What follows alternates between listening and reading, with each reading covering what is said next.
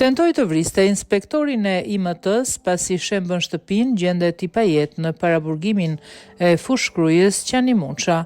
Sot në datë 19 maj 2025, rreth orës 03:34 në institucionin e ekzekutimit vendimeve penale Fushkruj, i paraburgosur i Qani Hamit Muça është gjetur i vetvarur në tualetin e dhomës ku qëndronte, në pjesën e grilës së ajrimit. Ngjarja ka ndodhur në sektorin 2, kati 2 Godina B, ku i ndjeri qëndronte së bashku me 5 të paraburgosur të tjerë.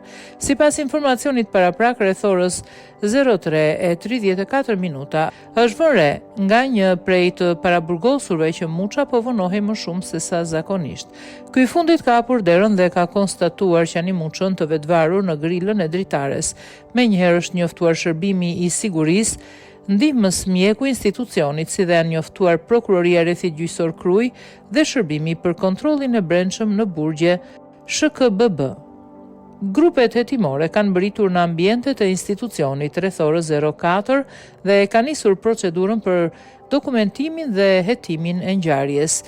I ndjeri Qani Hamit Muça, i datëlindjes 2/7/1967, lindur në Dibër dhe banues në Tiranë, ishte i divorcuar me arsim të mesëm dhe i padënuar më parë. Ai ishte arrestuar në datë 12/8/2024 për veprat penale, vrasje funksionarëve publike mbetur në tentativë, mbajtja pa leje dhe prodhimi i armëve shpërthyese dhe i municionit.